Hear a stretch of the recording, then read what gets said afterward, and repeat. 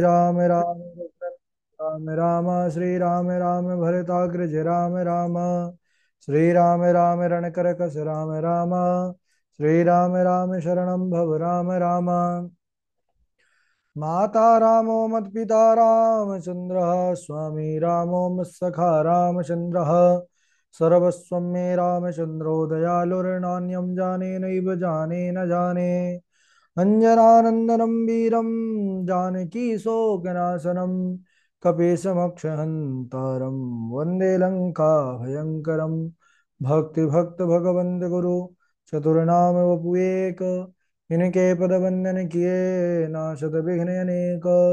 बोली राघवेंद्र सरकार की जय। रामायण श्री राम कथा की जय। श्रीमद् गोस्वामी तुलसीदास जी महाराज की जय। परम मंगलमय परात्पर अखिलेश्वर अचिंत कल्याण गुणगण निधान सर्वेश्वर सर्वाधिपति श्रेष्ठ आचरणवान प्रजा के सुखदाता आनंद कंद श्री रामचंद्र कौशल्य आनंद वर्धन अवधन नरेंद्र नंदन श्री रघुनंदन विदेह वनस्पति जयंती जनक नरेंद्र नंदनी भासुती जगदीश्वरी माँ सुनैना की आंखों की पुतलिका विदेह जा जनक जा जनकाधिराज तनया जनक राज किशोरी वैदेही मैथिली श्री राम प्राण वल्लभा श्री जानकी जय। इन दोनों युगल सरकार के पावन चरण अरविंदों पर कोटि मन्नत मस्तक बंदन एवं अभिनंदन। तीनों मैया चारों भैयाओं के चरणों में कोटि कोटि प्रणति। अनंत बलवंत गुणवंत श्री हनुमान जी महाराज के पावन चरण कमलों पर कोटि कोटि प्रणाम। समस्त भूतादिक श्री राम में सब जग जाने करहु प्रणाम जोर जुगपाल। इस समय हम सब राम कथा मंदाकिनी पर बड़े ही पावन चरित्र प्रसंग पर बने हुए हैं। कल के दिवस में चर्चा चल रही थी कि भरत जी जब ननिहाल से अयोध्या को आए हैं और अयोध्या शमशान की भांति दिखाई पड़ रही है।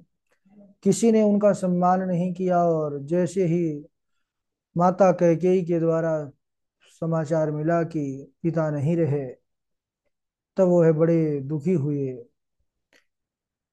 पृथ्वी पर गिर करके और छाती पीट करके रोने लगे। भरत जी ने कहा कि ऐसा कैसे हो सकता है माता, अभी तो मैं जब गया था पिताजी बड़े स्वस्थ थे, इतना जल्दी कैसे चले गए? क्या अंतिम समय मेरा स्मरण नहीं किए?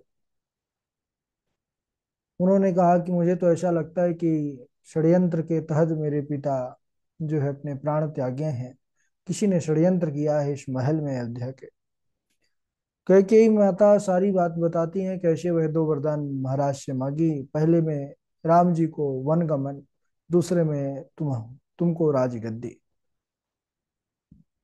जैसे ही उन्होंने सुना कि राम जी मेरे प्राणों से प्रिय देवता समान भाई वन को चले गए, मेरी माता ने उनको वन के लिए जो है तो वो पहला वरदान मांगा।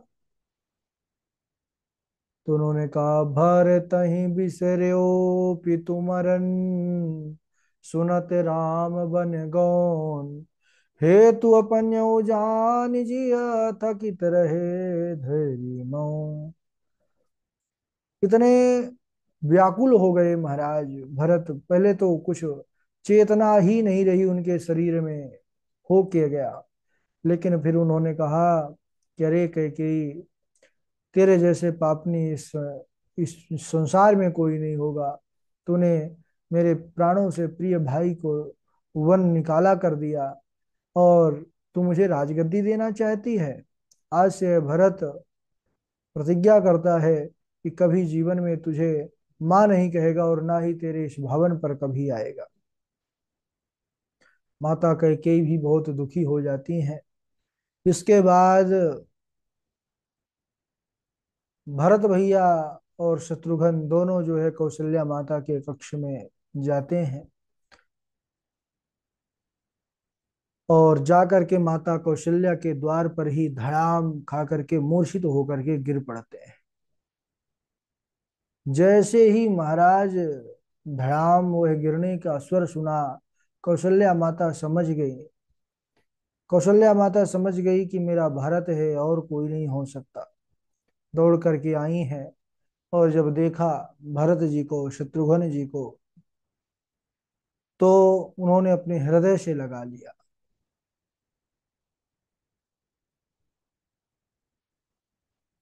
बार बार समझा रही हैं कि बेटा दुखी मत हो।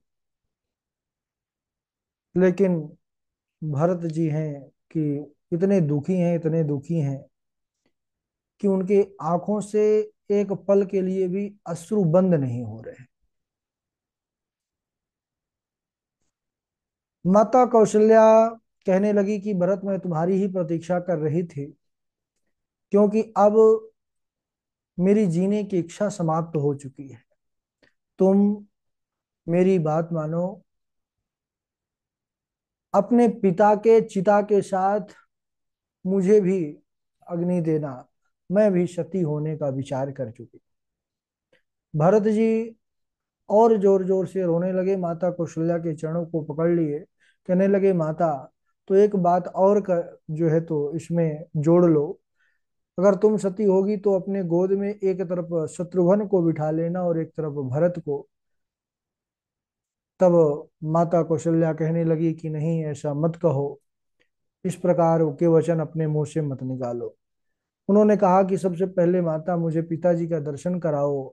मातु तात कहाँ दे दिखाई, कहाँ सिया राम लखन दो भाई, कैकेयी कत जनमी जग माझा, जो जनमी तभई काहे न बांझा।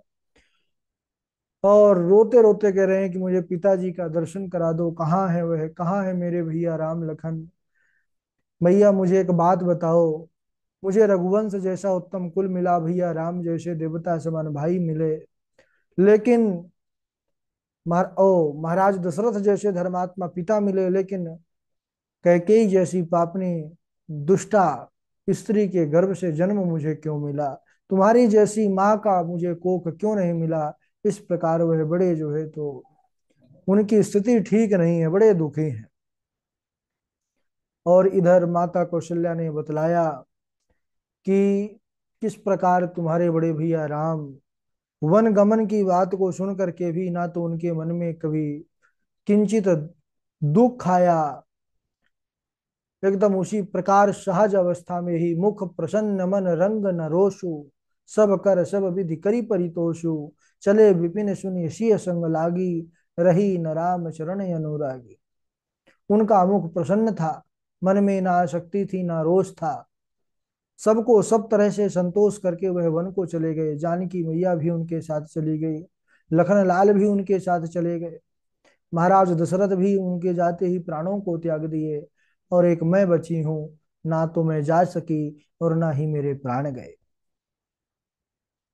अरे जीवन जीने का फल तो महाराज दशरथ ने पाए, जिए मरे भल भूपति जाना, जीना और मरना कोई महाराज दशरथ से सीखे। रामजू के सम्मुख अपना जीवन जिए, और जब वह चले गए तो अपने प्राण त्याग दिए। इस प्रकार के वचन सुनकर के पूरा रनिवास व्याकुल हो गया, महाराज विलाप करने लगा। और इधर गुरु जी आए हैं, वशिष्ठ जी कई प्रकार से भरत जी को समझाए हैं सज्जनों। और जो अंत्य का जो क्रिया होता है वह भरत जी से संपन्न करवा रहे हैं गुरु जी महाराज। अनेक प्रकार से समझाया है माता कौशल्या ने भरत जी को।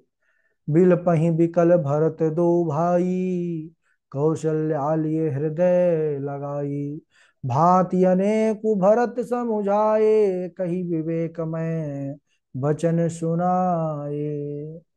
अनेक प्रकार से जो है समझाया है माता कौशल्या ने कि जो है तुम कैकेयी को, अपनी माँ को दोषी मत मानो, क्योंकि यह सब परमात्मा की ही जो है तो गति है ना।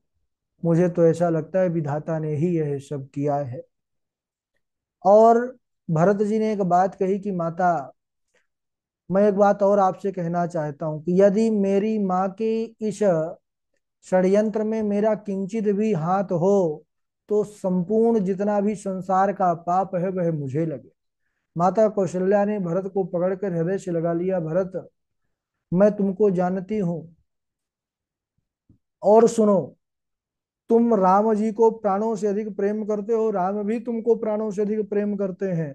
और कोहरा चाहे अग्नि बरसाने लगे, ज्ञान होने पर भी चाहे मोह हो जाए, लेकिन भरत कभी राम के विरुद्ध नहीं हो सकते। और जो भरत को दोषी मानेंगे संसार में, उनको कभी शुभ गति प्राप्त नहीं हो सकती।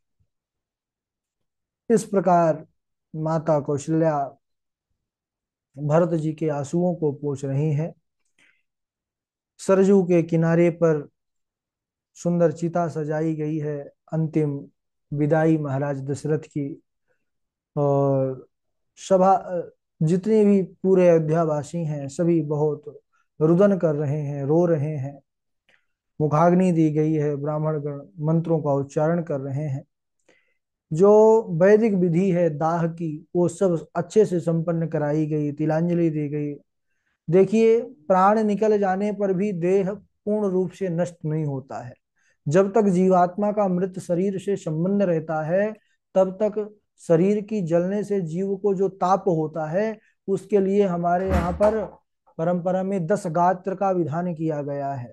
10 दिनों तक किया जाता है, जिससे संपूर्ण शरीर वाला होकर के वह जो मृत जीवात्मा है वह स्वर्ग आदि में आनंद करता है। अथर्ववेद कहता है कि हे पितरों, पितृलोक में जाते समय आपके जो जो अंग अग्नि में जले हैं, वह मैं उसको पुनः पुष्ट करता हूँ, जिससे संपूर्ण अंग वाले होकर के आप जो है स्वर्ग लोक को जाएं। तो 10 गात्र के विधान को इसीलिए बढ़िया से करना चाहिए। अगर त्रुटि हो जाती है तो कहते हैं कि वह फिर सुख में जो है सुख स्वर्ग में विशेष रूप से नहीं प्राप्त कर सकता, वह विकलांग ही रहता है। तो इसीलिए भरत जी महाराज बड़े सावधानी के साथ इस पूरे क्रियाकर्म को विधिवत रूप से किए हैं, है ना। गरुड़ पुराण में लिखा है कि पिंड के द्वारा ही, जो प्रतिदिन पिंड दान होता है ना, तो उससे ही प्रेत का शरीर बनता है। पहले पिंड से सिर, दूसरे से आंख, कान, नाक इत्यादि। इस प्रकार 10वें दिन में पूरा उसको शरीर प्राप्त हो जाता है। 10 दिनों की क्रिया से ही वह अपने देह को पाता है। इसके बाद वह कर्मानुसार अपने लोकों में जाकर के पाप पुण्य का फल भोगता है। अब इसके बाद अवध में प्रथम दरबार लगा है, तो उसको हम अगले दिवस, क्योंकि आज मंगलवार है, आज तो हम कक्षा नहीं ले पाते, लेकिन चलिए थोड़ी बहुत जो भी राम जी की इच्छा थी इतना कर लिए हैं। और चौपाई सुना दीजिए। बोलिए वृंदावन राधे से। राधे गुरु जी, प्रणाम। हाँ जी, इंद्र प्रस्थ। नहीं साथी कोई जगत में, जिनको मानी भुलाए। निज निज निज स्वार्थ तक सभी, प्रीत करे मन लाए। राधे राधे गुरु जी। हाँ राधे जी।